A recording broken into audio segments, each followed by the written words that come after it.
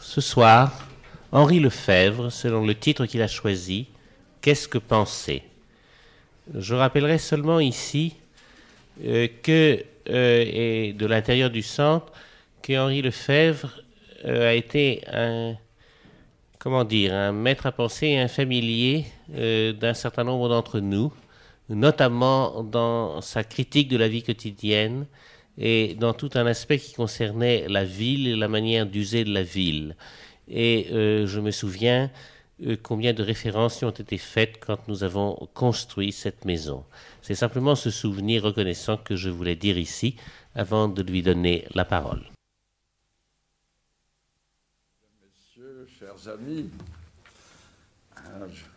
je voudrais beaucoup que le vent Paraclet souffle ici ce soir. Mais nous n'avons pas beaucoup de temps devant nous.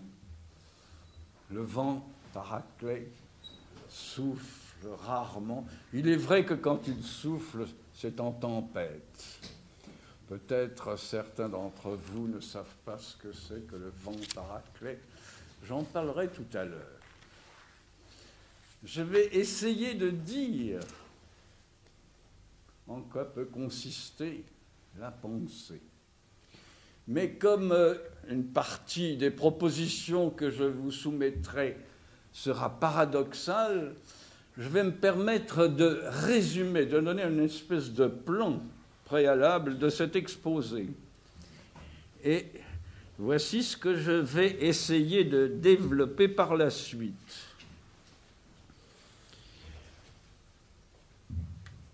Aujourd'hui, la plupart des certitudes sont ébranlées.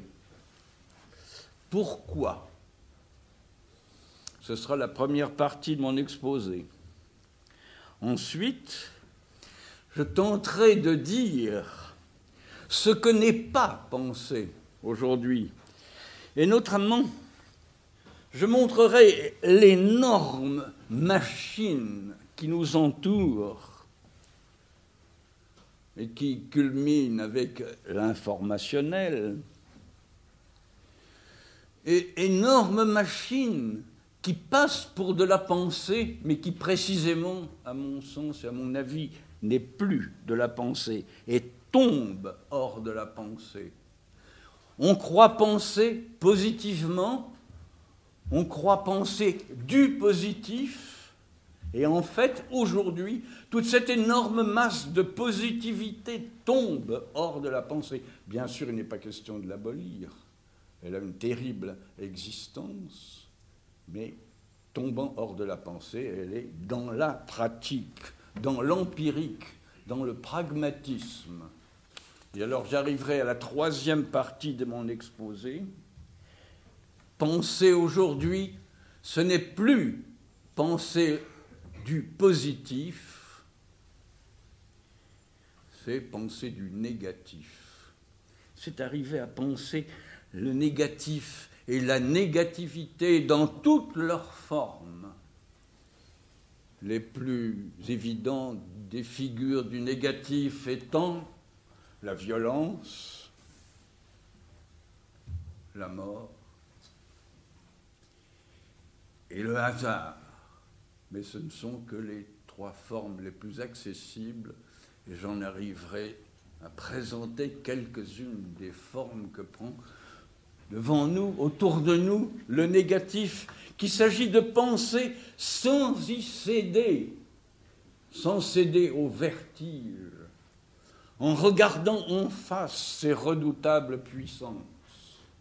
Donc, se détourner de la positivité acquise qui passe pour de la pensée, la réfuter, la rejeter comme un bloc énorme, et regarder en face le négatif qui nous entoure.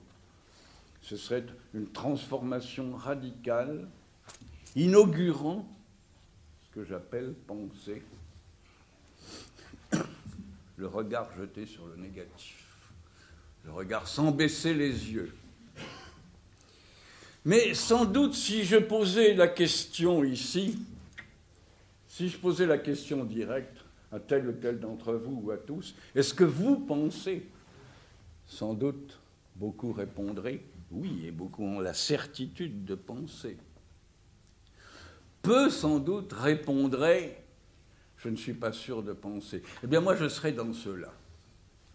Je ne suis pas sûr d'avoir pensé, d'avoir même commencé à penser. Je ne suis pas sûr d'avoir dépassé les premiers symptômes, les pressentiments de ce qu'on peut appeler penser. Je doute du fait que je pense. Et par là, je me situe aussitôt hors de la lignée cartésienne. Comme vous savez, Descartes a posé ce principe qui a été suivi par presque toute la philosophie moderne. Je pense, donc je suis. Mais aujourd'hui, peut-on être assuré? Peut-on maintenir cette certitude? Est-ce que nous ne dirions pas plutôt « je souffre, donc je suis » ou « j'aime, donc je suis » ou « j'agis, donc je suis » ou peut-être même pourrait-on dire « je pense, donc je ne suis pas ». La certitude cartésienne est profondément ébranlée. Et il faut bien reconnaître à quelques philosophies que l'on adhère que la pensée commence à un certain moment. De l'enfant, dans ses premiers jours, dans ses premiers mois, vous ne pouvez pas dire qu'il pense, ou alors, où commence la pensée? Nulle part, on ne sait pas, elle n'a pas de commencement. Mais en fait, la pensée commence. Et de même, dans l'histoire des hommes, qu'on la considère psychiquement, anthropologiquement ou même historiquement, il faut admettre que la pensée a commencé, ou va commencer. Pourquoi ne pas admettre qu'elle n'a pas encore commencé, que nous sommes encore dans les balbutiements, dans les premiers balbutiements? Où commence la pensée parmi ceux et pour ceux qui pensent, qui croient que la pensée a déjà commencé? Les uns disent qu'elle a commencé avec le premier outil, d'autres disent qu'elle a commencé avec le travail, d'autres disent qu'elle a commencé avec le langage et l'écriture, d'autres disent qu'elle a commencé avec le commandement et le pouvoir, ou encore avec la responsabilité morale. Mais toutes ces thèses sont extrêmement incertaines et si elles étaient vraies, on ne saurait plus distinguer la pensée de ce qui n'est pas pensé. Il n'y aurait plus de critères de distinction. Tout serait pensé, tout discours serait pensé. Pas de critères. C'est en effet ce qui se passe dans la vie courante. On me demande à quoi penses-tu? Je réponds, je pense à telle ou telle chose. Est-ce une pensée? Est-ce que ça mérite le titre de pensée? Est-ce que ce n'est pas autre chose qu'une très vague intention ou une représentation? Est-ce que tout fait de conscience serait pensée? Est-ce qu'il ne faut pas au contraire chercher un critère de distinction entre ce qui est pensé et ce qui n'est pas pensé? Je voudrais dire quelques mots en passant d'un philosophe très célèbre, Heidegger, qui tourne autour du problème que je pose devant vous. Longtemps après son premier ouvrage sur l'être et le temps, en 1954, Heidegger a publié une étude qui s'appelle « Qu'appelle-t-on penser ?» Was heißt denken? Que veut dire penser? À ce moment, Heidegger estime encore qu'il faut interroger le langage et se demander la signification exacte du terme « penser » pour répondre à la question « qu'est-ce que la pensée ?» Il croit qu'il suffit d'expliciter la langue qui pour lui est la demeure de l'être. Il croit qu'il suffit d'expliciter le langage pour répondre à toutes les questions philosophiques. Et puis, peu à peu, il s'aperçoit que cette opération est extrêmement difficile et que formuler en langage philosophique, il n'est pas commode de passer du philologique à l'ontologique, c'est-à-dire de l'analyse du langage à une vérité philosophique plus profonde. Il s'aperçoit, Heidegger, plus tard, que Nietzsche lui-même s'est heurté à cet obstacle et qu'il a toujours tenté de passer du philologique à l'ontologique sans que cette opération se soit accomplie d'une manière tout à fait satisfaisante. Et c'est alors que Heidegger, peu à peu, commence à poser la question radicale. Qu'est-ce que penser ? Malheureusement, Heidegger ne sort pas d'une ambiguïté. Une certaine ambiguïté s'installe dans sa recherche et dans ses réponses. Penser, c'est tantôt pour lui ce qui vient combler mal le vide provoqué par l'absence de l'être, par la perte de l'être. Et tantôt, il pense qu'il y aura un avènement de la pensée.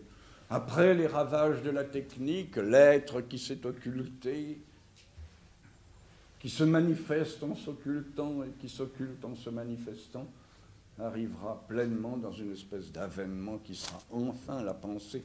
De telle sorte que Heidegger, jusque dans ses derniers écrits, oscille entre une théorie de la pensée qui renvoie à l'originel, la perte, l'oubli, peut-être la chute originelle, aurait ouvert le domaine, le temps de la pensée, et dans d'autres textes, il renvoie à la fin, à l'avènement futur de la pensée, quelque chose qui serait enfin la pensée. Et il flotte entre ces deux thèses, dont l'une renvoie à l'originel et l'autre au terminal. C'est pourquoi je pense qu'il n'est pas inutile de poser la question de la manière la plus radicale possible. Qu'est-ce que penser, puisque un des plus grands philosophes, peut-être le plus grand philosophe de notre époque, n'a pas réussi sa réponse. Et maintenant, je voudrais dire que j'ai presque honte devant vous d'employer le mot « crise ». Parce que ce mot est devenu un emploi tellement banal, il a perdu tellement toute signification précise que dans un exposé qui se voudrait philosophique, son emploi est presque incongru. Pourtant, il est difficile de l'éviter complètement. Et il faut bien souligner ce que vous savez déjà, que la crise, comme on dit, n'est pas une crise économique ou politique, mais que c'est une crise totale qui nous atteint. Que toutes les valeurs de notre civilisation sont pour le moins ébranlées, sinon touchées. Que d'ailleurs, il se produit, ça donne un résultat qui en lui-même est paradoxal, c'est-à-dire que les valeurs étant ébranlées, on a une tendance, la tendance rétro, à revenir en arrière vers des valeurs anciennes qu'on croyait disparues et qui donnent aujourd'hui l'impression d'être solides, par exemple des valeurs religieuses. Mais de toute façon, la crise est totale, à tel point que, d'une façon un peu paradoxale, mais qui me semble juste, on peut dire qu'il y a une crise de la pensée critique et une crise de la notion de crise elle-même. Or, je ferai là-dessus, sur ce point, une première proposition. Je pense que la crise, entre guillemets, va devenir le mode d'existence normal des sociétés contemporaines. Elle ne sera plus ce que signifiait le nom, c'est-à-dire un moment de séparation entre une non-crise d'avant et une non-crise d'après. Une normalité d'avant et une normalité d'après. Ces sociétés sont engagées dans une crise dont la fin est impossible à prévoir et qui n'aura peut-être pas de fin. C'est-à-dire que ces sociétés dont nous faisons partie vont se développer, se déployer dans un risque perpétuel, dans une espèce d'aventure aux implications et aux conséquences imprévues. La crise devient le mode d'existence des sociétés contemporaines. Et il arrive quelque chose sur lequel j'insisterai beaucoup, c'est qu'au cours de cette crise fondamentale et totale, constamment, le mort saisit le vif. Cet adage de l'ancien droit français, qui signifie que, par exemple, quand le créancier disparaît, la dette ne disparaît pas et que le mort, par conséquent, exige le paiement de la dette à ses héritiers. Le mort saisit le vif. Je crois que c'est un des terribles caractères de la crise que nous traversons. Et c'est en ce sens que j'inviterai tout à l'heure à centrer la pensée naissante sur la mort. Non pas la mort au sens courant, banal, mais quelque chose de beaucoup plus radical et de plus profond. Ce mort qui saisit le vif de tous les côtés. Et quelle est la portée exacte de cette question? Qu'est-ce que penser? Eh bien, ça vient notamment que toutes les tentatives de maîtrise, de domination des faits naturels et sociaux ont échoué, sauf bien entendu les tentatives de domination politique. La nature, on la maîtrise par la technique, mais la technique aboutit au ravage de la nature.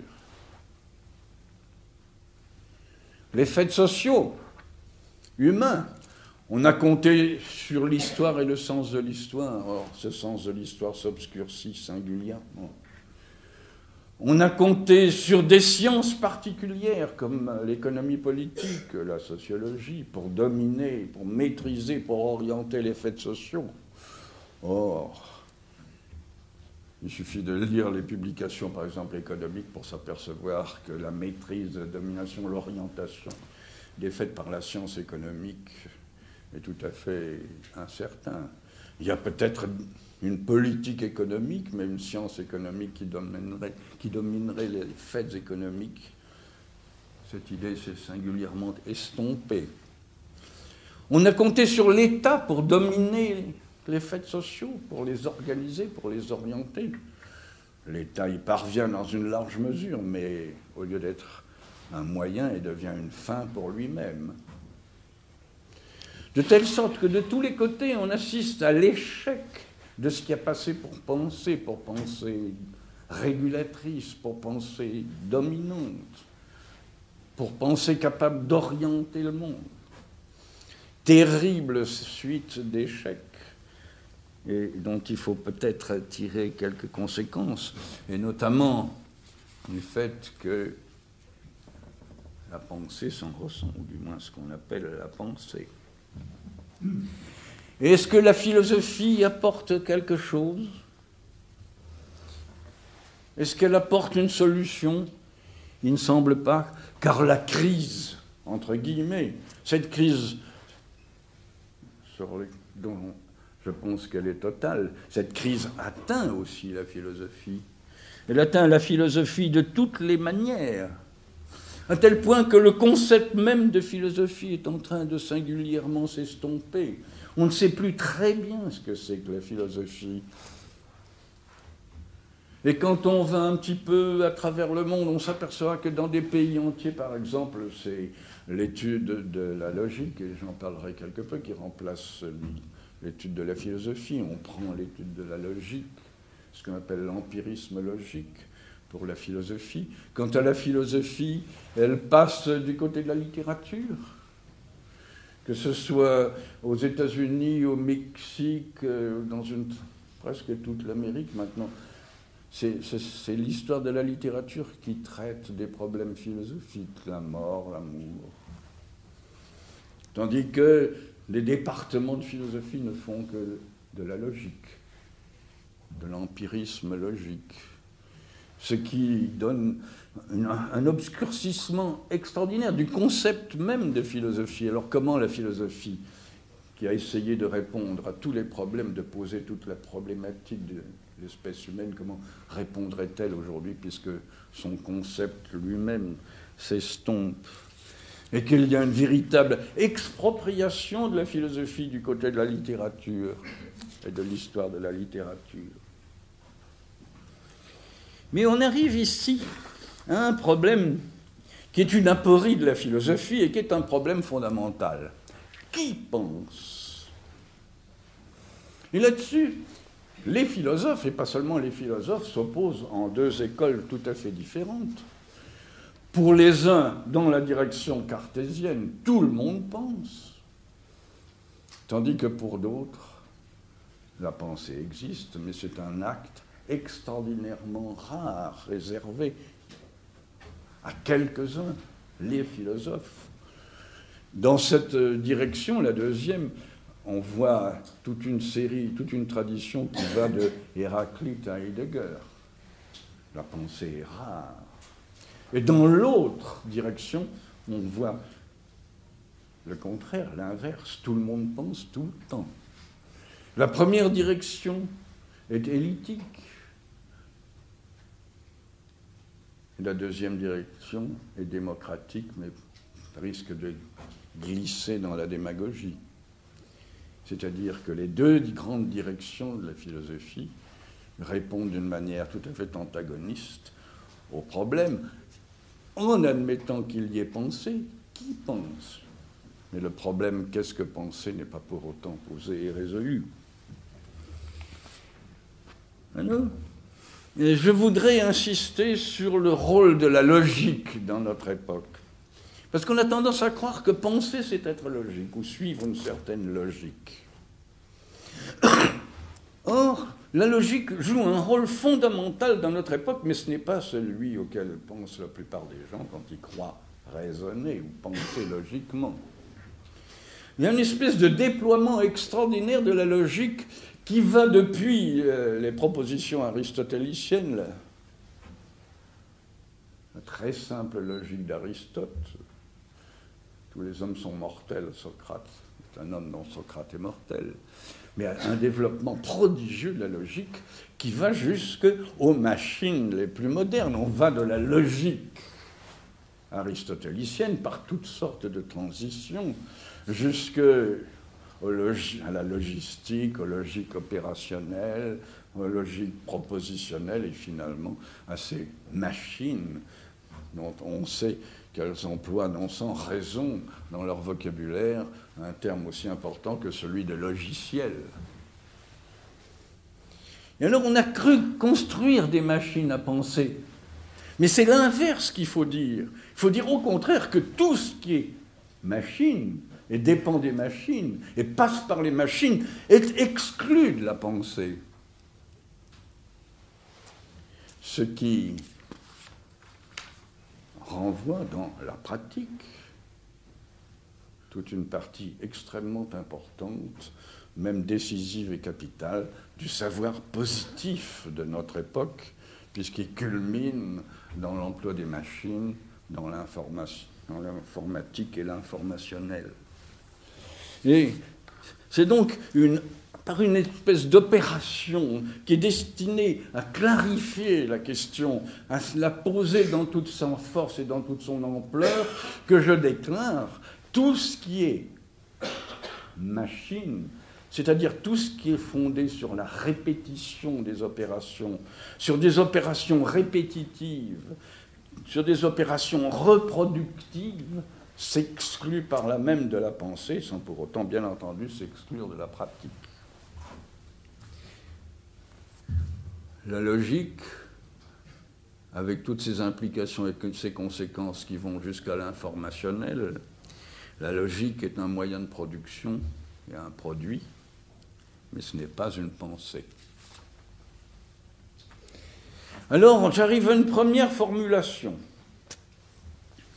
Penser aujourd'hui, c'est d'abord totaliser, pour ainsi dire, le positif et ce qui passe pour positif, pour l'exclure, pour l'expulser de la pensée, pour mettre fin à cette énorme confusion entre le positif et la pensée, confusion qui aboutit à la confusion entre l'informationnel et la pensée. Il ne s'agit pas seulement du positivisme, c'est-à-dire de la philosophie des sciences ou du scientisme, mais du technologique, et plus précisément encore de tout ce qui se constitue dans le répétitif, le reproductif, les opérations qu'on appelle itératives, c'est-à-dire qui se répètent elles-mêmes. Et alors, ce bloc du positif, il s'agit de le constituer, de le former, de lui donner forme, pour l'exclure de la pensée. Et qu'est-ce que la pensée dans ces conditions ? Je crois qu'il faut renverser la situation et dire penser, c'est penser le négatif et non le positif. Le négatif qui nous assaille de tous les côtés et qui n'est pas pensé, qui n'est pas encore pensé. Penser, c'est un acte et non un état. Et c'est un acte qui consiste à affronter le négatif sous toutes ses formes, sans céder devant lui, et j'insiste, parce qu'il peut y avoir une confusion entre ce que je dis et le nihilisme, ou le désespoir. Mais c'est tout à fait inexact, ça serait tout à fait faux, ça serait une mauvaise interprétation. Penser, c'est affronter, c'est regarder en face toutes ces menaces qui nous entourent. C'est affronter sans jamais l'éluder, le négatif, et d'abord sous ses premières formes que j'ai citées tout à l'heure, le hasard, la mort, la violence. Autour du hasard, il y a une grande polémique. Elle a été ranimée récemment par un article du mathématicien René Thom dans la revue Débat. De tous côtés, on s'efforce de réduire le hasard, de le ramener soit à la rencontre de lignées causales. Un monsieur se promène dans la rue, reçoit une tuile, il y a la rencontre de la trajectoire de la tuile, la trajectoire du monsieur. Bien. Ou bien on le réduit aussi en le faisant entrer dans les statistiques. Eh bien, je crois que cette réduction est impossible. Parce que la disproportion est énorme entre les effets et les causes. Quelqu'un passe dans la rue, reçoit une tuile, il meurt, et avec lui, c'est un monde qui meurt. Et les conséquences de cette mort peuvent être énormes, immenses. Il y a cette disproportion entre les résultats et les causes montre que le hasard est irréductible à une simple rencontre causale. Et pour reprendre une formule que j'ai déjà employée bien des fois, le nombre et le drame sont irréductibles l'un à l'autre. Le drame est irréductible au nombre, bien que dans tout drame, il y ait des nombres impliqués. La mort, on en parle beaucoup. Elle a même été à la mode. Elle est peut-être encore. Mais elle est acceptée comme un fait individuel. Elle est exorcisée par toutes sortes de rites, de discours. Elle est encore méconnue. Par exemple, les grandes figures de la mort qui traversent l'histoire. Le mort-vivant, le héros tragique par exemple. Ou le vivant-mort, celui qui est touché par la mort en plein dans sa vie, c'est-à-dire qui a l'air encore vivant et qui ne l'est plus. Le mort-vivant et les vivants-morts sont de grandes figures encore inexplorées.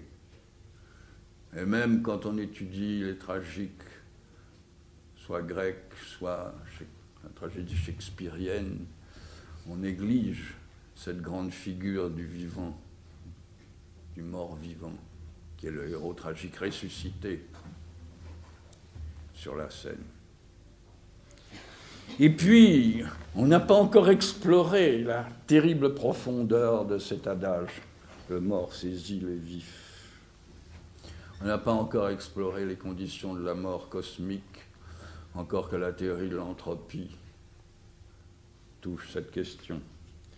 On n'a pas encore étudié les conditions de la mort des sociétés.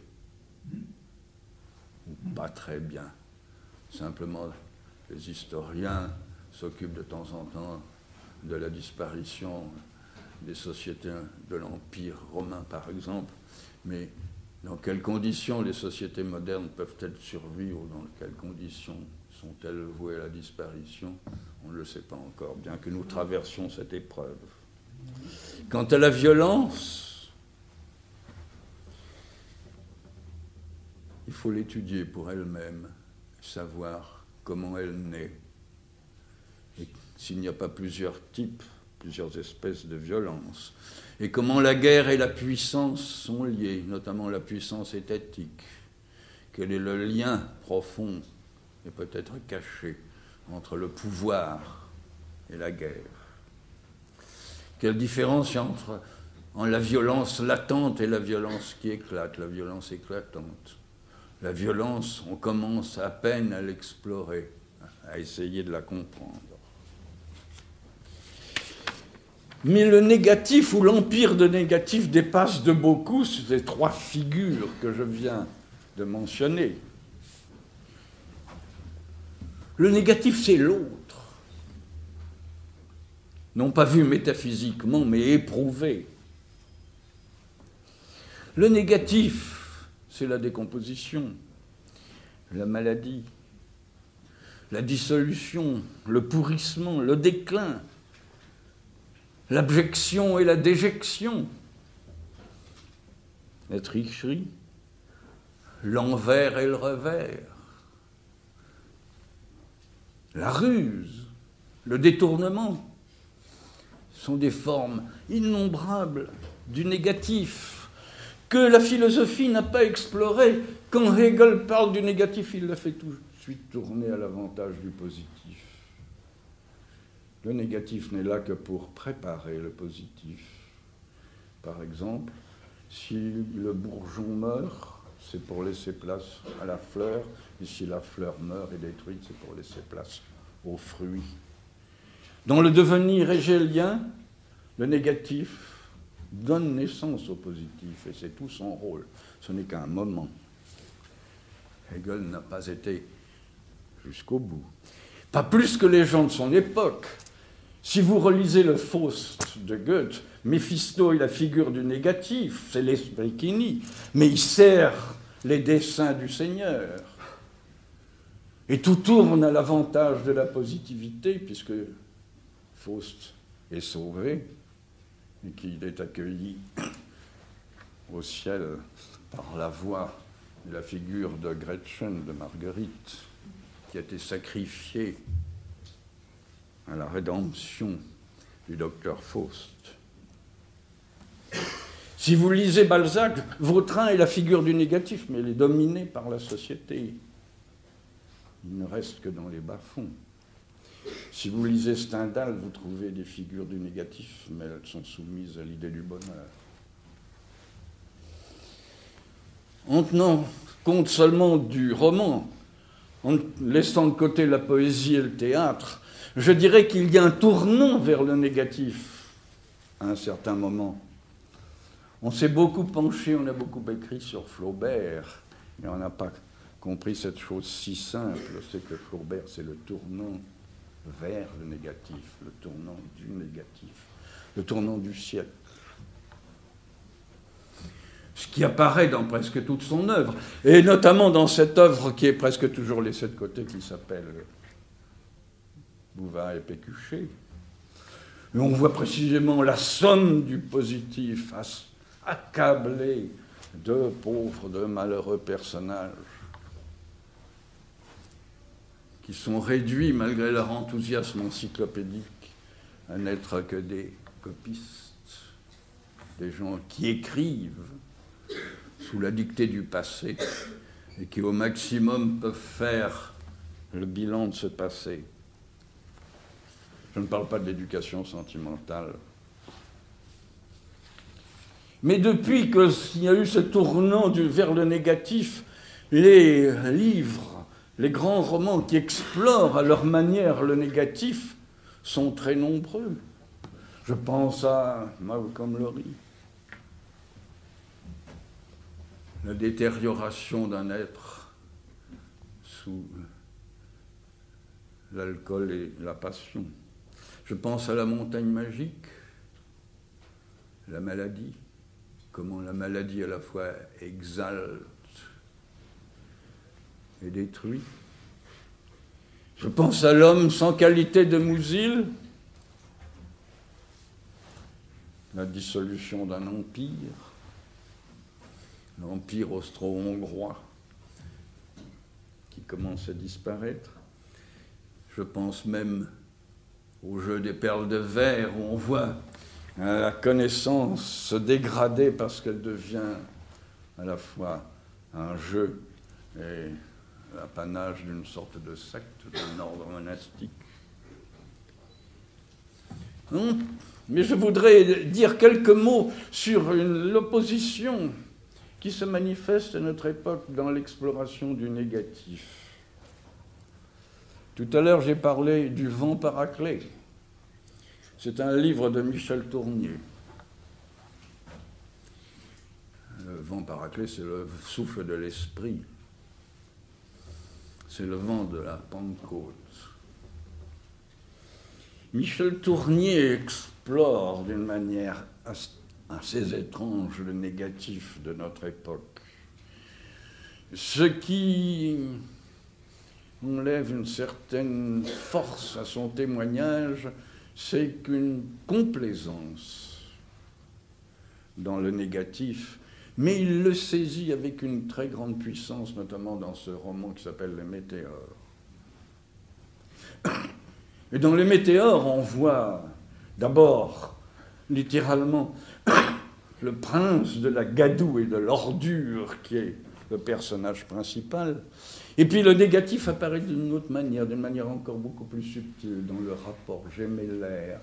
Ce rapport qui s'introduit d'une manière si curieuse dans notre littérature, le rapport entre les jumeaux qui sont à la fois dans l'unité et dans l'opposition, qui sont ensemble et qui pourtant vont vers leur destruction mutuelle.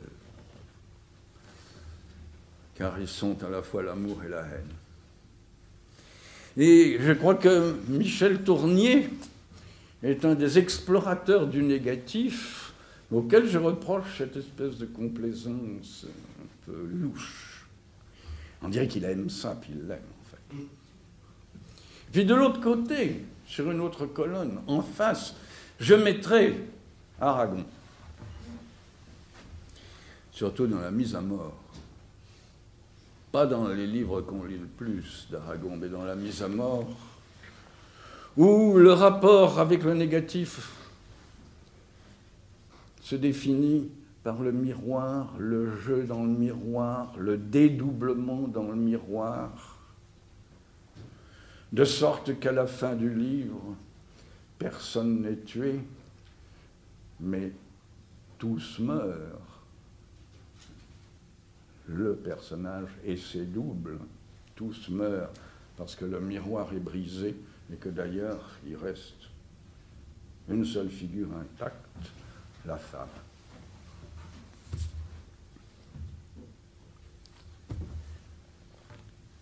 Je me mettrai donc dans cette exploration du négatif à notre époque, dans une espèce de vis-à-vis, Michel Tournier et Aragon. Alors j'arrive à une seconde formulation de cette recherche paradoxale de la pensée. Penser, ce n'est pas aujourd'hui rejeter le positivisme, réfuter le scientisme pour retrouver un besoin métaphysique, pour retrouver le sens de l'être et pour rétablir avec de nouveaux arguments la métaphysique classique. Non, cette démarche, le rejet du scientisme au profit de la métaphysique classique a été déjà faite bien des fois, elle est banale. Et en fait, qu'il s'agisse du réel tel que le positivisme prétend le saisir, ou qu'il s'agisse de l'être et de la substance telle que la métaphysique classique voulait la saisir, nous avons deux variantes du positif. Non, ce que je propose, c'est la conversion vers le négatif pour l'explorer et bien entendu pour arriver à le transformer.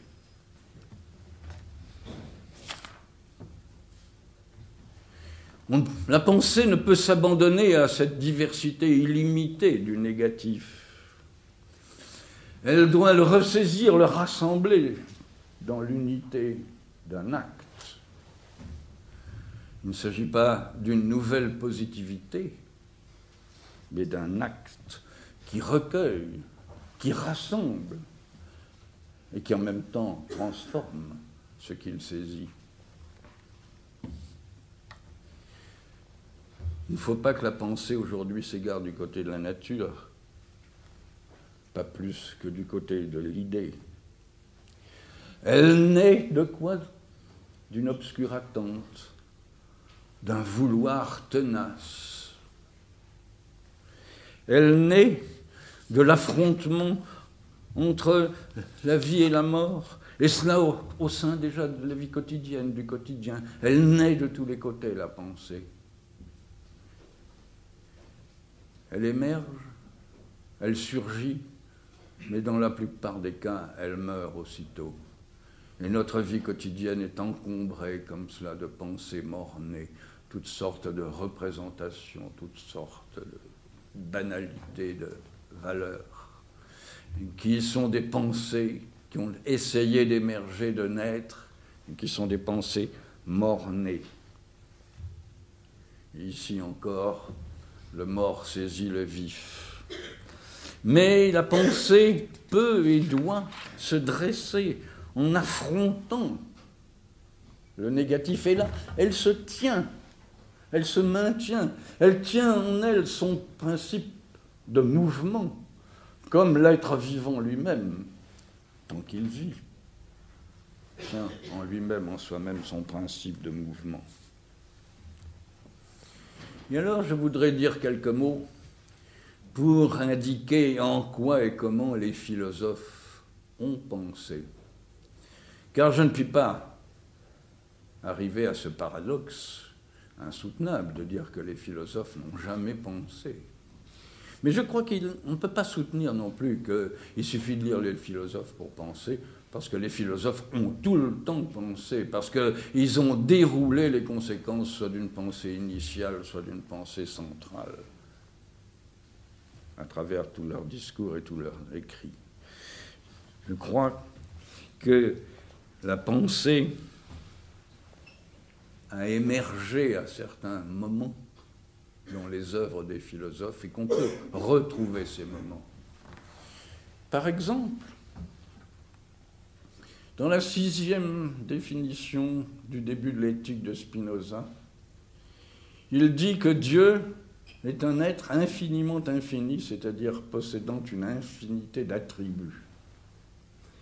Or, il ne connaît que 2 de ces attributs, la pensée et l'espace. Où sont les autres? Il est incapable de les saisir, de les définir.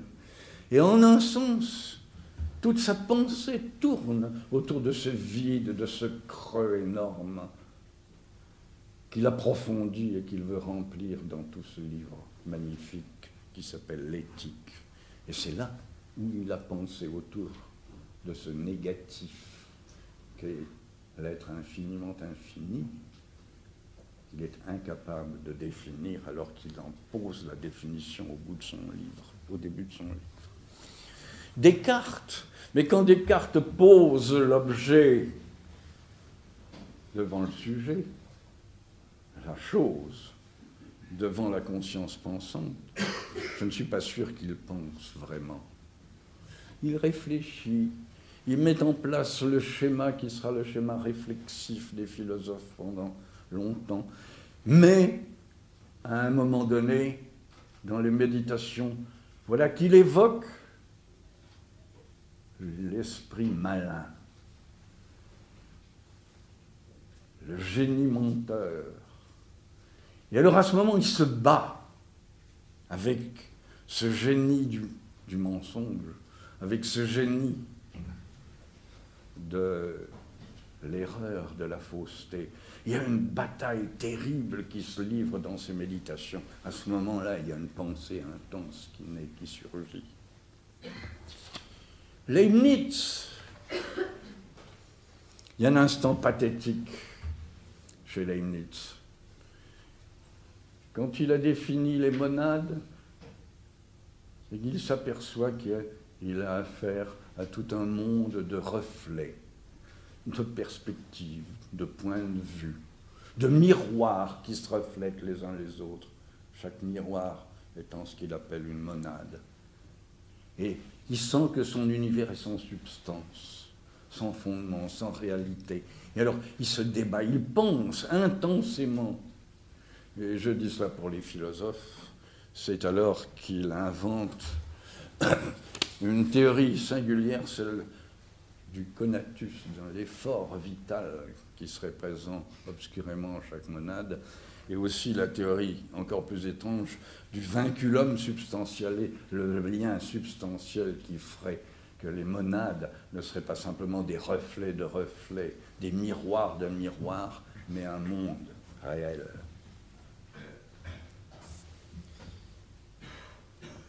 Hegel. Il y a des moments de pensée intense, par exemple, quand il montre comment une figure de la conscience arrive à bout de souffle, à ses frontières. Quand, par exemple, il montre que la belle âme va s'évaporer, se dissoudre, comme une espèce de parfum, parce qu'elle est incapable d'affronter le monde et qu'elle est simplement soucieuse de sa propre beauté. Marx. J'arrive à Marx. Je crois que Marx pense avec force et profondeur lorsqu'il montre l'immense combat, la lutte intense entre le travail mort, c'est-à-dire le travail passé avec tous ses résultats, matérialisé, soit dans des produits, soit dans des machines et des moyens de production. Le travail mort en lutte avec le travail vivant. Et c'est là quelque chose qui est peut-être au centre de sa pensée. Et c'est là qu'il, lui-même, Marx, introduit ce terrible adage, le mort saisit le vif, puisque dans ce qui caractérise le capitalisme, c'est précisément cette saisie du travail vivant, créateur, opérant, par le travail passé, incorporé, matérialisé. Le mort saisit le vif.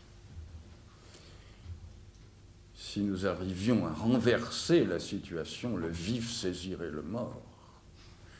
Mais que le vif saisit le mort, c'est une des définitions philosophiquement acceptables d'une révolution. Ce n'est peut-être pas une définition politique, mais c'est une définition peut-être plus profonde que les définitions politiques. Mais Marx montre aussi que les classes sociales, ne peuvent pas ne pas vouloir la mort de l'autre.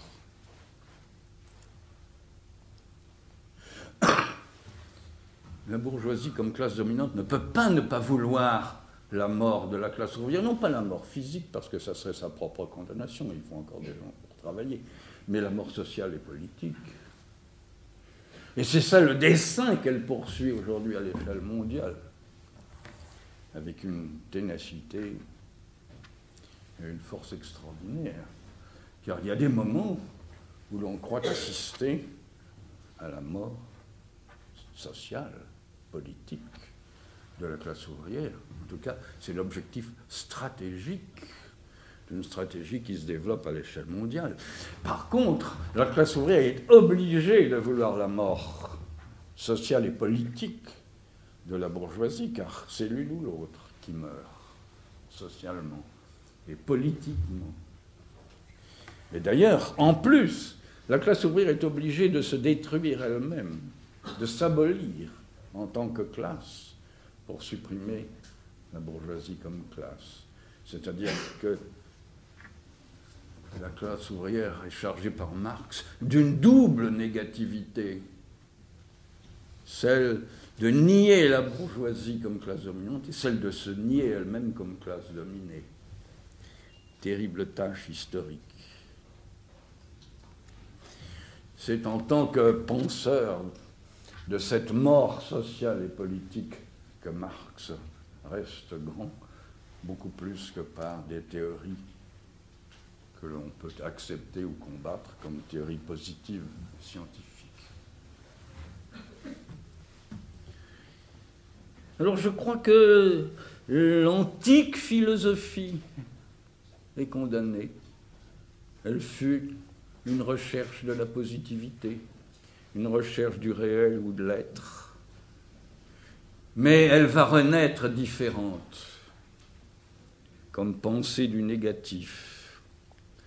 Elle va atteindre quelque chose d'autre. Quoi ?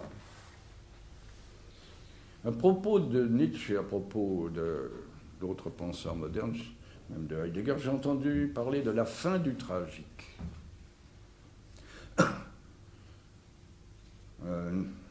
Nietzsche aurait, pour ainsi dire, localisé le tragique dans la tragédie grecque. Et puis après lui, et puis dans son œuvre, il aurait montré comment le tragique se localise ensuite dans le christianisme, non seulement dans l'arrière-monde, mais dans le supplice et la mort de Dieu. Eh bien, je ne crois pas du tout à cette thèse de la fin du tragique. Je pense au contraire que nous entrons dans le tragique, que c'est cela qu'il s'agit d'affronter sans baisser les yeux. Le tragique impensé d'une époque qui élude de toutes les manières le tragique, qui cherche de toutes les manières à l'oublier, à le passer sous silence. Voilà ce que la pensée doit aborder.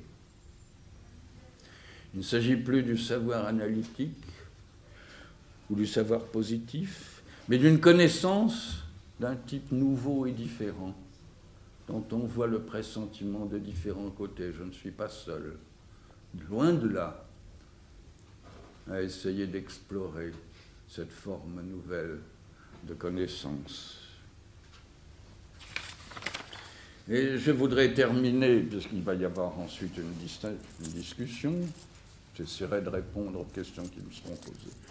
Je voudrais terminer par quelques considérations politiques. Il ne faut pas oublier l'élément politique. Je crois que la droite a toujours été positive et positiviste. Souvenez-vous de la théorie maurrassienne de la France réelle, opposée à la France fictive de la légalité républicaine. Théorie positive qu'il tenait de Taine et d'Auguste Comte. À tort ou à raison. La droite a toujours mis l'accent sur la tradition comme étant un héritage, une richesse positive, un patrimoine. Elle a toujours insisté sur des valeurs solides et acquises, sur la morale de la conservation, sur l'héritage, à tout point de vue, héritage culturel comme héritage matériel. Elle a toujours fait profession de réalisme politique. Et aujourd'hui, elle met en avant la biologie, la théorie de l'hérédité. La gauche a longtemps détenu la négation et la négativité créatrice.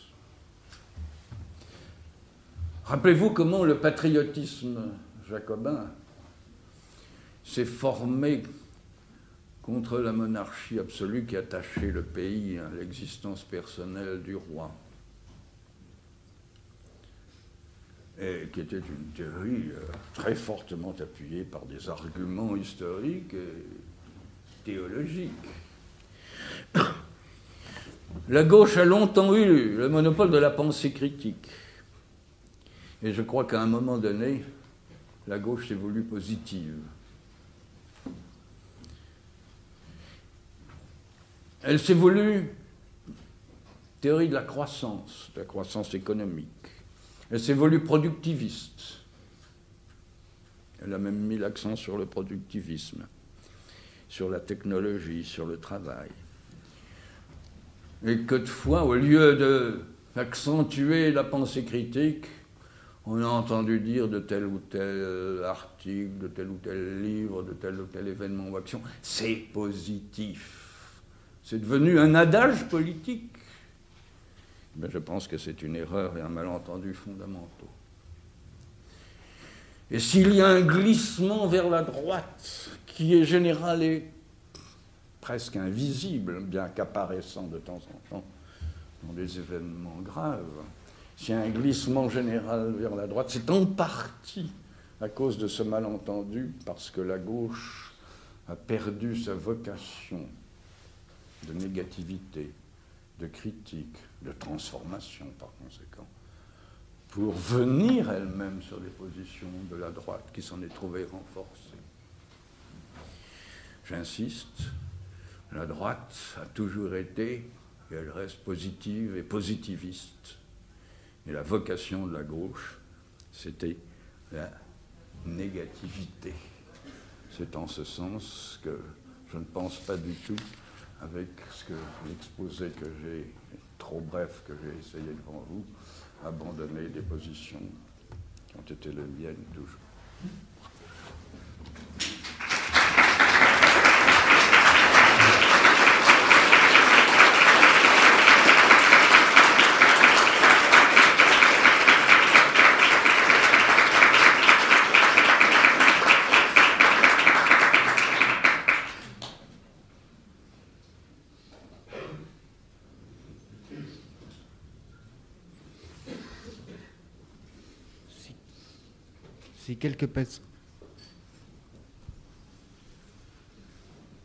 Si quelques personnes ont quelques questions à poser,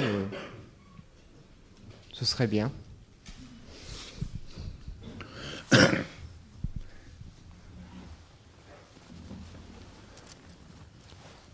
Je sais que ce que je dis est paradoxal et contestable.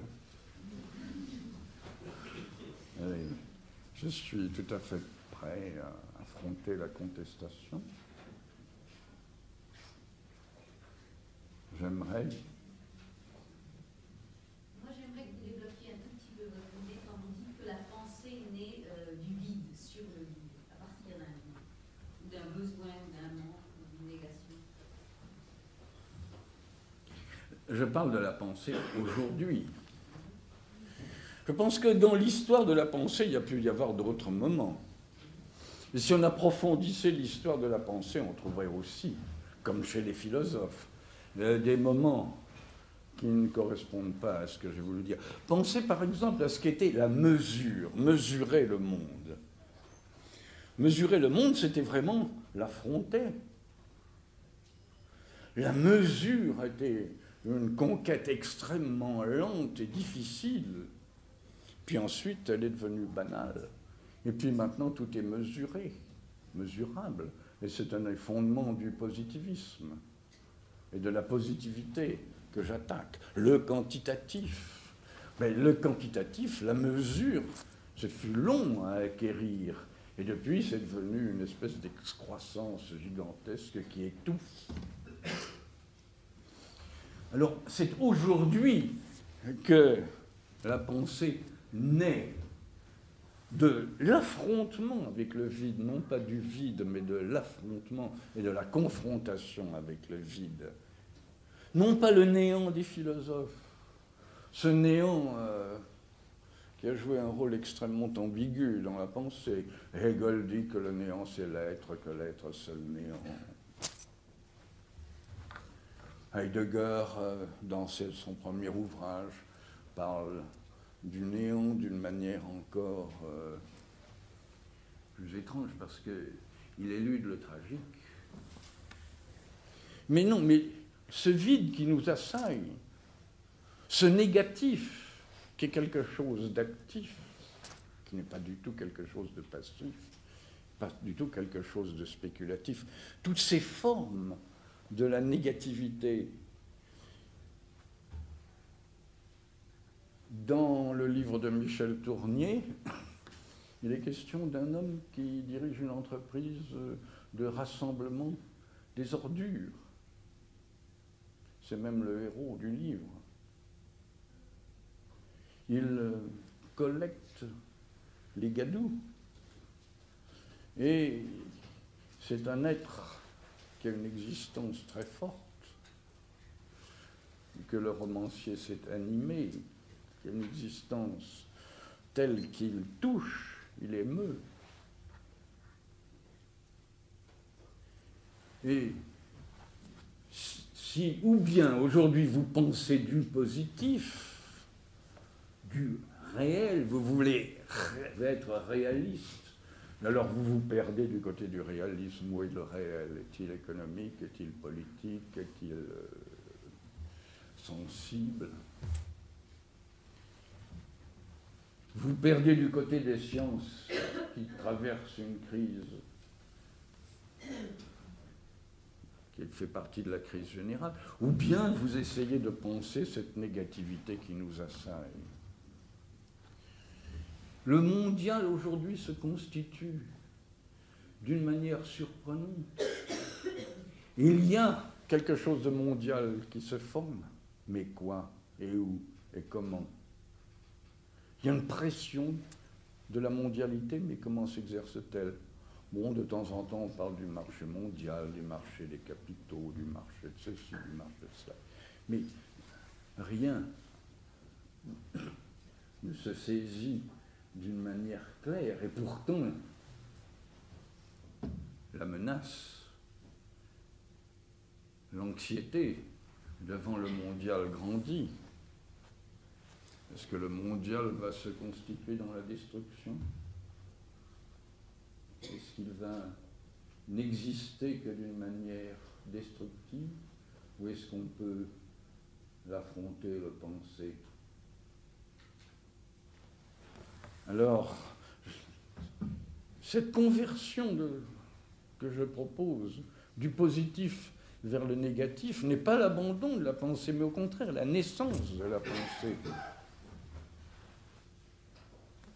Dans sa manière de voir en face, j'insiste beaucoup sur ce point, de ne pas céder, d'affronter toutes ces puissances négatives. Le positif existe, il est réel, mais il n'est plus objet de pensée. Il est constitué comme tel. Prenez le savoir, il est institutionnel, il est lié au pouvoir, il se reproduit, mais il n'est plus objet d'une pensée au sens que je donne à ce terme. Il se transmet, il s'enseigne, il s'accroît, il est appliqué, il est opérationnel, et ainsi de suite. Mais c'est tout. Alors je propose de se détourner de cette masse énorme, d'un acquis qui se reproduit, qui se répète, pour aborder une autre problématique. Une problématique autrement vaste, autrement inquiétante et dangereuse. Et de regarder en face tout ce qui nous menace. Non pas pour céder, mais au contraire, pour tenter de faire avec ce monde plein de dangers un autre monde. C'est la seule manière pour nous de procéder aujourd'hui, sans quoi nous capitulons. Et nous glissons vers quelque chose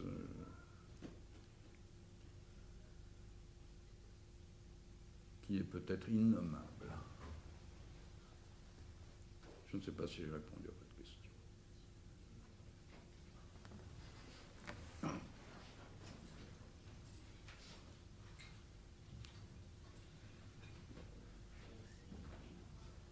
Monsieur Lefebvre, avant la question qu'on vient de vous poser, vous aviez abordé le plan politique, à proprement parler, et la différence entre justement le négatif. Je n'entends pas très bien, pardon. Bon, le négatif concernant, je parle le plan politique là, qui concernant la gauche, et le positivisme, le scientisme, etc., concernant la droite. je voudrais que vous puissiez expliciter exactement cette notion, surtout en fonction de votre réponse que vous venez de donner à ma consoeur, je ne sais pas qui là. En fait, est-ce que cette négation, ce négatif, cette angoisse qui a été le fait de tous les partis de gauche, et peut-être encore aujourd'hui les partis de gauche, est-elle assimilable au positivisme des partis de droite, aussi bien du positivisme d'autrefois, aussi bien des partis de droite d'aujourd'hui? Alors ma question c'est la suivante: est-ce qu'il y a vraiment une assimilation possible entre ce négatif et ce positivisme, ou alors est-ce qu'il y a une différence entre la droite ou la gauche politiquement à ce niveau-là? Eh bien, je répondrai qu'on a une tendance à dire que la distinction entre la droite et la gauche s'efface, qu'elle est périmée, qu'elle est désuète. Je ne le crois pas du tout. Je crois au contraire que ce que j'essaie d'introduire dans la distinction accentue à nouveau la différence entre la gauche et la droite. Mais je crois que la gauche a fait fausse route à un certain moment. Peut-être même qu'il y a une certaine responsabilité de la pensée marxiste. On n'est pas exclu. Qu'au lieu d'assumer la négation de la société existante, de la mener d'une façon logique, d'une façon implacable, à la fois dans la théorie et dans la pratique, qu'on a glissé à l'idée non seulement d'une amélioration, mais d'un prolongement. Par exemple, en organisant la production mieux, en organisant la croissance mieux. On a même fourni une partie à la droite dominante de son idéologie productiviste qu'elle a en partie adoptée, qu'elle a adoptée pendant au moins une certaine période. Alors je crois qu'il y a eu là un malentendu, un glissement, une erreur. La gauche, c'était la critique radicale, implacable. Mais c'était l'idée de transformer la société existante par sa négation. Tandis qu'on s'est replié sur les positions de l'existant, du réel. On a voulu être réaliste. On a glissé dans le réalisme, c'est-à-dire dans une position qui finalement ne change pas, ou échoue à changer la société existante. Donc cette société se consolide. Il y a eu un malentendu, une erreur, un glissement dont 20 ou 30 ans d'histoire moderne devraient rendre compte, mais cette histoire n'est pas encore faite. Oui. Monsieur Lefebvre, vous opposez la gauche négative à la droite positiviste. Est-ce qu'en réalité, ça ne serait pas plutôt une opposition, non pas de la gauche et de la droite, mais une opposition du pouvoir et de l'opposition? En d'autres termes, est-ce qu'une gauche arrivée au pouvoir ou une révolution réussie ne serait pas d'une façon ou d'une autre un peu vouée par nature à glisser vers le positivisme? Oui. Mais j'étais toujours frappé par le caractère très positiviste de la droite. Mais ce caractère même, la gauche, dans ses polémiques, dans ses discussions, l'a estompé et quelque peu oublié. Précisément peut-être parce qu'elle essayait de prendre des positions analogues ou comparables. Il ne faut pas oublier l'histoire de la pensée de droite en France. Il ne faut pas oublier que la pensée de droite sort de gens comme Auguste Comte, Taine, peut-être même Renan, qui était un critique de la religion, mais qui était politiquement très conservatif. La réforme intellectuelle de la France est un ouvrage qui a fait date, Et il se trouve que beaucoup d'entre vous, peut-être la majorité, n'ont pas lu Maurras, mais Maurras reste quand même un pilier de la pensée de droite en France. Et Maurras était un positiviste. Et il le disait, il le répétait sans cesse. Et il pensait que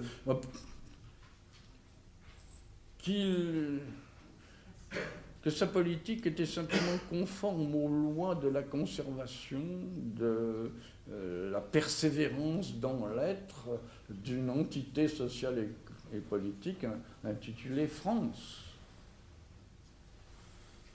Il croyait, il aurait pu écrire l'équivalent d'un traité de politique positive.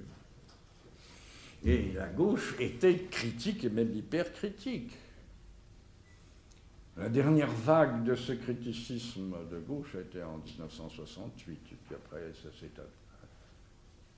atténué, estompé, émoussé, puis la gauche est venue sur des positions productivistes, réalistes, et je ne pense pas que ça lui réussit.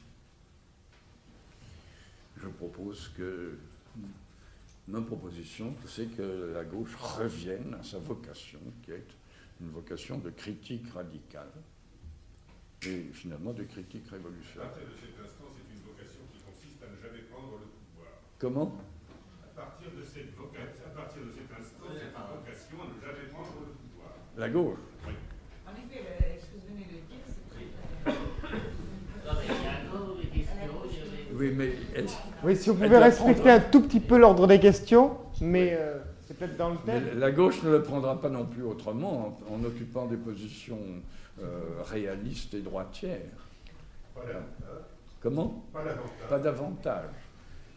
Mais au moins elle avait une chance d'influencer les événements en prenant peut-être pas d'atteindre le pouvoir, mais d'influencer les événements et même la structure sociale et politique en gardant une radicalité qu'elle a perdue. Vous ne pensez pas ? Je ne crois pas en effet qu'elle aurait atteint le pouvoir par cette voie, mais elle ne l'atteint pas non plus par la voie de la politique positive, de la politique adaptative. Je crois qu'elle a perdu au moins la capacité d'influencer les événements et d'influencer la composition et la structure sociale et politique du pays. Une autre question. Et au début de votre exposé, il me semblait que j'ai assisté à des émanations, des réflexions qui viennent d'une pensée nostalgique. Où il me semblait que c'est une sorte de mythification ou mystification de la pensée. Mythification ou mystification de la pensée. Quand vous parlez, par exemple, des valeurs ébranlées, n'est-ce pas? Quels sont les critères de ces valeurs, n'est-ce pas? Quand vous parlez des crises perpétuelles, cette normalité de la crise, quand on parle de la normalité, après il n'y a plus de crise, n'est-ce pas? Et ce n'est pas une sorte de négation de la dialectique, ou vous pensez que c'est une dialectique négative, ou on est dans l'école Francfort, des choses comme ça. Enfin, je ne sais pas si je peux un peu m'exprimer. Pardon ? Je ne sais pas si je peux bien m'exprimer, mais vous ne pensez pas que... Précisez votre question quand même. Oui. Non, ce n'est pas une pensée nostalgique. Quand vous dites, par exemple, qu'aujourd'hui, on n'a même pas encore commencé à penser, n'est-ce pas? Quand vous parlez de la crise actuelle et la crise perpétuelle de notre société, de notre univers, n'est-ce pas?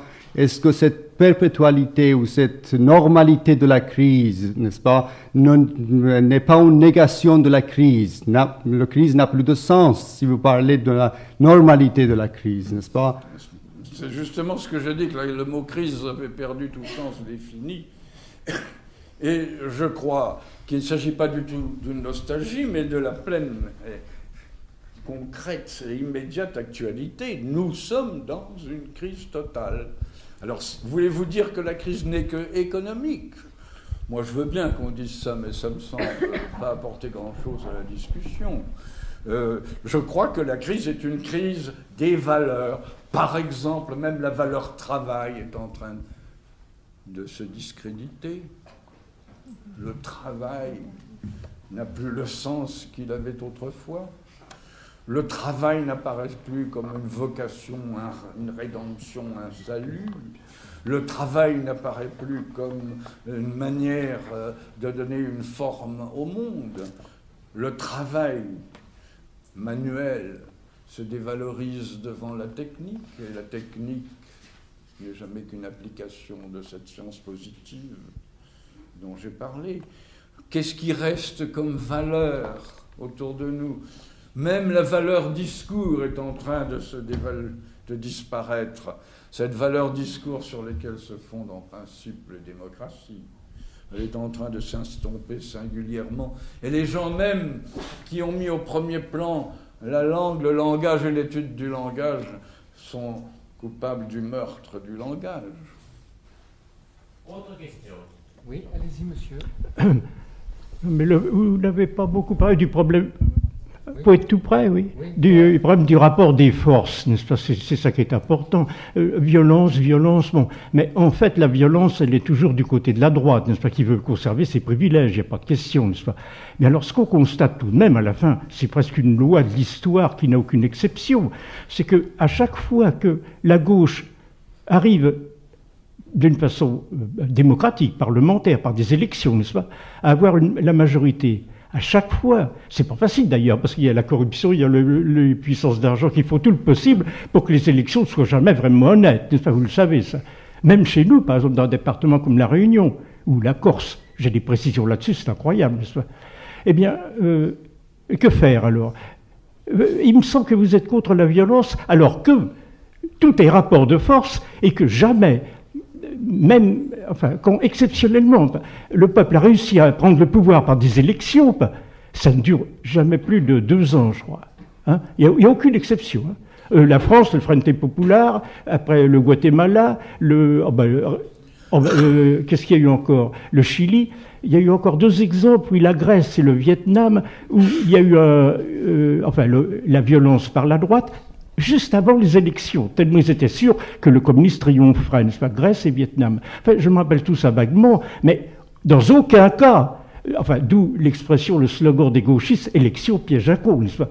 Dans aucun cas, la gauche n'a pu venir au pouvoir et y rester longtemps, n'est-ce pas? Alors, le Chili et la Colombie confirment cette loi, vraiment, n'est-ce pas? Alors, la violence, c'est le front sandiniste, par exemple, au Nicaragua, c'est Castro. Alors, je ne vois pas bien votre position pratique, concrète, devant ce problème fondamental, gauche contre droite tout de même, c'est-à-dire, enfin, vous savez très bien, parce que la droite, c'est pas seulement les communistes qui l'ont dénoncé, n'est-ce pas?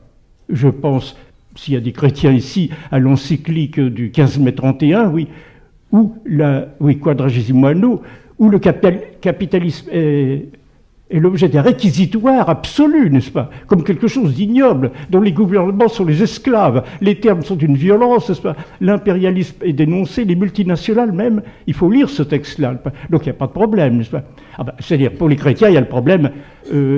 La gauche, c'est le matérialisme athée, en gros, n'est-ce pas? Donc c'est pire que tout. Enfin, non, mais si vous permettez, je répondrai que vous tentez une analyse de la violence, c'est ce que je propose, tout simplement. J'ai dit qu'il fallait s'occuper de la violence, penser la violence. On peut s'y opposer, on peut la combattre, mais il faut aussi la penser. Jusqu'à un certain point, vous venez de vous occuper de la pensée. Ce que j'ai dit ne comportait aucune appréciation sur la violence de droite ou celle de gauche, mais sur le fait que nous nous trouvons devant un phénomène de la violence qu'il s'agit de penser et d'en dégager le sens. Et c'est ce que vous avez fait dans une certaine mesure, sans aller d'ailleurs jusqu'au bout de la question, parce qu'elle n'est pas tellement facile. J'ai été contre la violence. Je m'appelle par dire des Algériens qui militaient à Paris, n'est-ce pas, le 1er mai. Je leur ai dit, mais au lieu d'être si violent que ça, restez département français et luttez avec la gauche française. Puisque vous êtes de gauche, puisque vous êtes contre le capitalisme, contre les exploiteurs, eh bien, vous ajouterez vos voix à la gauche française. Eh bien, ça, c'était idiot, n'est-ce pas? Eux, ils ont voulu faire leur propre révolution, ils y ont mis le paquet, ils ont réussi, n'est-ce pas? Enfin, tout de même, ça. Oui. Alors, vous êtes assis... Enfin, vous n'êtes pas contre la violence, donc. Mais je n'ai pas dit que j'étais contre, ni que j'étais pour. J'ai dit qu'il fallait analyser la violence et voir quelle violence. Bon. Parce que vous savez que l'Église, elle est pour, à condition qu'il n'y ait pas d'autre solution et que la victoire soit au bout. Mais dans ce cas-là, elle est pour. Merci. D'autres questions? Oui, là. C'est pas tellement une question, mais je crois que je pas le micro. Oui, allez-y. C'est pas tellement une question, carrément. C'est plutôt pour, je sais pas, pour mettre un peu en garde ce glissement de niveau qui s'opère constamment entre quelque chose que Lefebvre disait en ce qui concerne le marxisme et qui me semble extrêmement important, c'est-à-dire l'asservissement du travail vivant par le travail mort, et puis ce qui peut en être de l'anecdote politicienne de cette réalité-là, qui est une réalité quand même qui doit être pensée en dehors de ce que par des élections en 81 ou ce que ça a été en 78, je ne sais pas. J'ai l'impression qu'il faut faire un peu gaffe à l'anecdote en matière politique parce que ce n'est pas seulement les politiciens. Sûrement, oui, il y avait... Oui, sûrement. Je crois que là... Je veux dire que dans le marxisme, il y a un certain nombre de vérités acquises qui font partie de l'acquis positif, disons la théorie de la plus-value. Quand on répète indéfiniment et qu'on lit indéfiniment les textes de Marx sur la plus-value, on ne pense pas. Ce n'est plus une pensée, c'est-à-dire. Mais quand on pense à ce rapport mortel qui est en train de se dérouler sous nos yeux et autour de nous, alors là, on commence à penser, on est obligé de penser. On est mis en demeure de penser, parce qu'on est dans le tragique. Oui, ça m'étonne un peu que vous n'avez pas parlé de Freud, par exemple, c'est-à-dire dans un sens de la crise, parce que c'est ça ce qui m'intéresse, et je me suis aperçu, plusieurs fois vous avez parlé de l'acte et de l'état, en quelque sorte. Et ce qui m'intéresse, c'est la qualité de l'acte, si je peux dire, d'un travail créatif. Oui, si vous pouvez. Quelle est la question? C'est-à-dire, la question est que l'absence dans votre exposé de Freud, vous avez parlé jusqu'à... Oui, parce qu'on avait parlé de beaucoup de phénomènes, donc maintenant, pour préciser tout ça, la violence, etc., on en est revenu après dans les questions. Et moi, ce qui m'intéresse, et ce qui m'avait étonné un peu, c'est l'absence de Freud dans cet exposé, parce que tout de même, ça fait partie d'une pensée, ou au moins d'une certaine pensée. Premièrement, je vous répondrai que premièrement, je ne peux pas parler de tout. Deuxièmement, il y a tellement d'années que je combats la psychanalyse et que j'ai dit tout ce que j'avais à dire dessus que ce n'est pas la peine de le répéter. Non, mais vous avez répété tout de même beaucoup de choses là. Vous les avez dit déjà aussi, donc oui. Alors. Oui, alors moi je me joindrai à monsieur, si vous permettez. Oui. En disant en effet que dans votre réflexion, ce que peut-être à partir du psychologisme freudien, c'est sur l'aspect de pensée et création. Oui. Que je souhaiterais avoir. Bon, c'est une chose qui nous intéresse, enfin qui en tout cas m'intéresse. Vous voulez c'est cet aspect de sauver la psychanalyse de la débandade où elle se trouve actuellement. Non, je dis Freud, je n'ai pas dit la psychanalyse. Ah bon? Mais moi je dis un peu plus, oui. Moi je dis un peu plus, oui. Hein? Bien. Mais moi, ce n'était pas du tout ce sujet que je voulais traiter. Non, mais... Vous voulez dire que pour vous, Freud a pensé. C'est ça que je voulais dire. Bon, alors... Est-ce que vous pensez qu'il a pensé? Comment? Il avait du culot. Monsieur, attendez. Laissez monsieur Lefebvre répondre. Oui. Monsieur.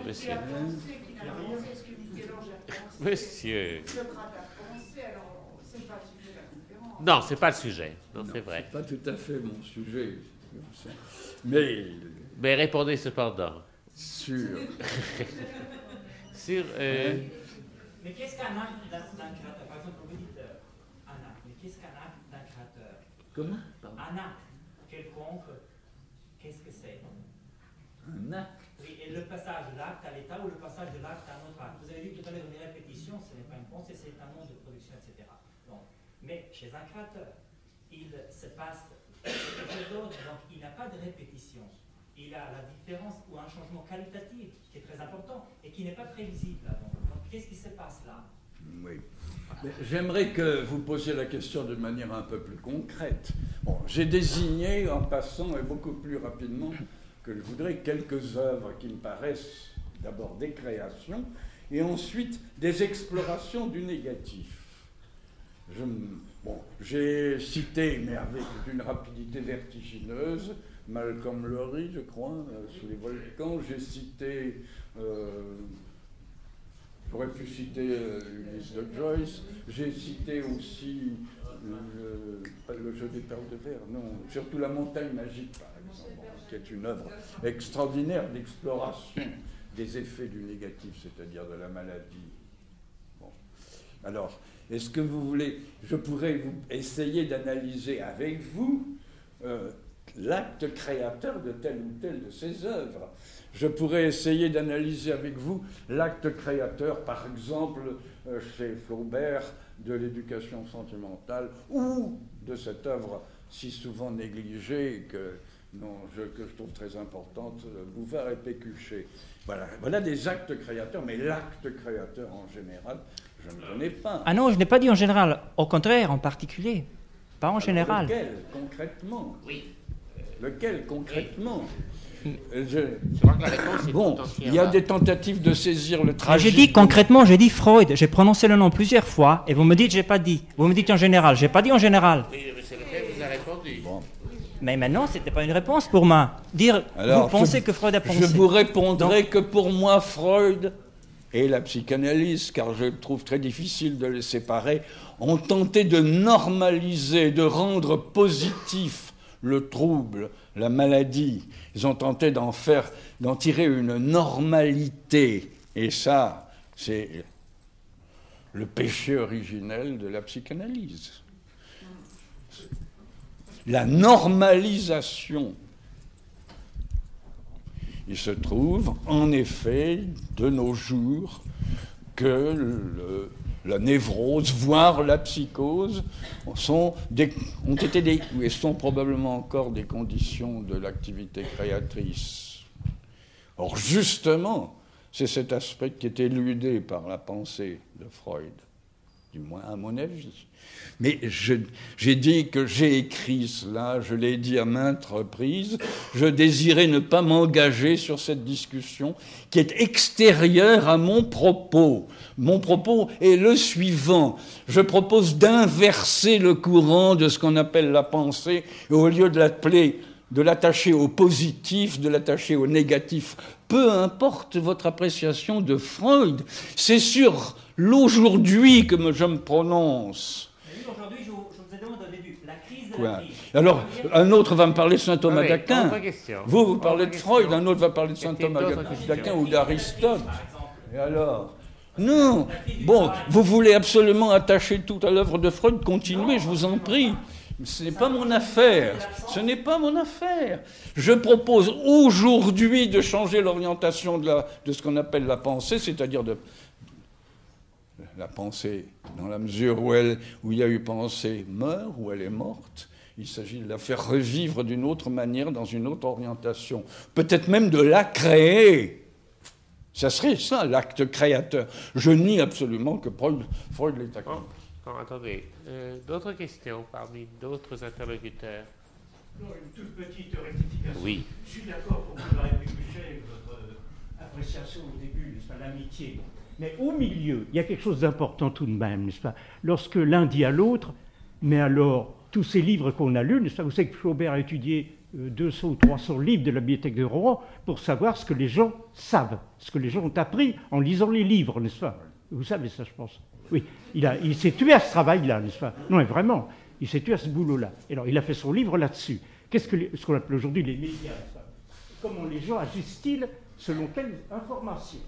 Alors, le passage capital, c'est au milieu du livre. Lorsque Bouvard dit à Pécuchet le contraire, mais alors, tous ces livres, ils nous ont menti après leurs expériences si tragiques, n'est-ce pas, au fond? Oui. Comiques, mais tragiques en même temps. Oui. Alors, aujourd'hui, croyez-vous que une masse énorme d'informations qui nous mentent? Oui, c'est négatif. C'est négatif. Vous venez d'en appeler au jour un aspect qui n'est pas dépourvu d'importance, au contraire. Oui. Alors, bon, je continue à faire cette proposition de se tourner vers... Mais le mort saisit le vif. Ça ne vous paraît pas une terrible formule qui dit bien des choses autour de nous? Comment peu à peu le mort saisit le vif. Pensez à tout trivialement, tout bêtement à la croissance des armements, que ça devient le principal marché dans le monde. Bon, je dis des choses d'une banalité regrettable, mais enfin, c'est assez démonstratif. Le mort saisit le vif. Le vif se débat comme il peut, Freud ou pas Freud, peu importe. Il se débat de plusieurs manières, de toutes sortes de manières possibles. Quelquefois violemment, quelquefois en s'en allant, en s'évadant, en rêvant. Mais je crois que cette formule est terrifiante. Et c'est ce que moi, marxiste, c'est ce que je retiens de Marx aujourd'hui. Bon, tout le reste, ça a été dit, redit, ressassé, c'est du répétitif. On n'en finit pas de répéter les mêmes citations de Marx.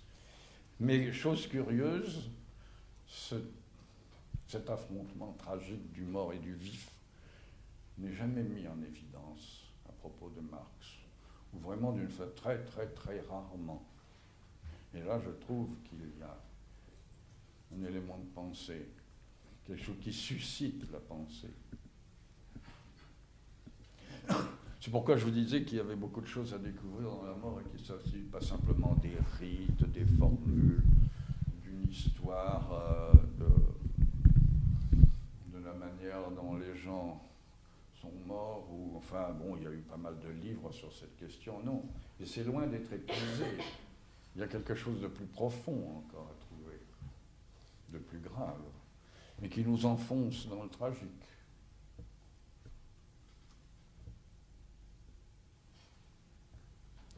Bien, s'il n'y a pas d'autres questions, nous remercierons Henri Lefebvre. À moins qu'il y ait une question. Bien, remercie.